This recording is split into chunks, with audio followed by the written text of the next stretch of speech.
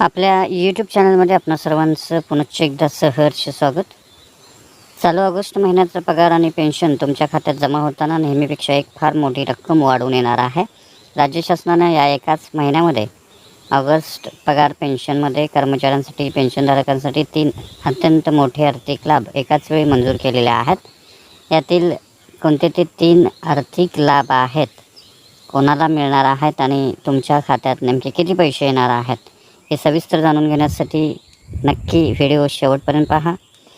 अजूनही चॅनलला सबस्क्राईब केला नसेल तर चॅनलला सबस्क्राईब करा। समोरील बेल आयकॉनला सुद्धा क्लिक करा, जेणेकरून महत्त्वपूर्ण शासन निर्णय आपल्याला आपल्या यूट्यूब चॅनलवरती सर्वात अगोदर पाहावयास मिळेल।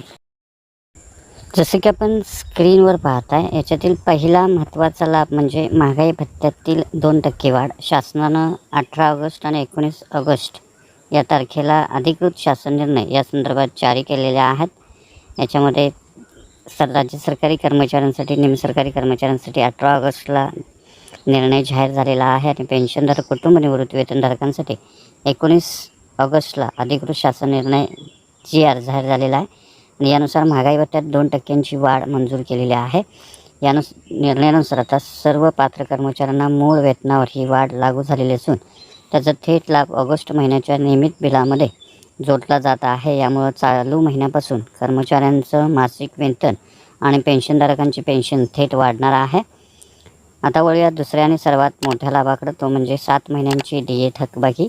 महागाई भत्ता वाढीची घोषणा ज्या पूर्वलक्षी प्रभावापासून करण्यात आलेली आहे, त्या संपूर्ण कालावधीची तब्बल 7 महिन्यांची थकबाकी ऑगस्टच्या वेतनासोबत देण्याचे आदेश देण्यात आलेले आहेत। नियमित वेतनासोबत ही 7 महिन्याची एक रकमी रक्कम जी आहे ती रोखीनं खात्यात जमा होणार असल्यानं या महिन्यात कर्मचाऱ्यांच्या खात्यात नेहमीपेक्षा मोठी रक्कम जमा होईल। 1 जानेवारी 2026 पासून जुलै 2026 पर्यंतची जी थकबाकी आहे ती ऑगस्ट पगार पेन्शनसोबत रोखीनं देण्यात येणार आहे।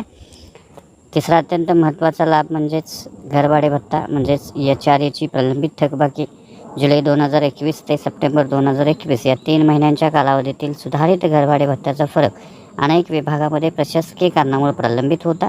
आता या प्रलंबित फरकाला मंजुरी मिळालेली असून ही 3 महिन्यांची HRA थकबाकीसुद्धा ऑगस्टच्या वेतनासोबत समायोजित करून देण्याच्या सूचना देण्यात आलेल्या आहेत। त्यामुळे ज्या कर्मचाऱ्यांना हा फरक मिळालेला नव्हता त्यांना आता तो थेट मिळणार आहे। थोडक्यात सांगायचं तर ऑगस्ट महिन्याचा पगार आणि पेन्शन ही कर्मचाऱ्यांसाठी आणि पेन्शनधारकांसाठी तिहेरी आनंदाची पर्वणी ठरणार आहे। आपल्या विभागाचं ऑगस्ट महिन्याचं बिल तयार झालेलं आहे का, ते आम्हाला खाली कमेंट करून नक्की सांगा। ही महत्त्वाची माहिती आपल्या सर्व सहकारी कर्मचाऱ्यांना आणि पेन्शनधारक मित्रांना लगेच शेअर करा।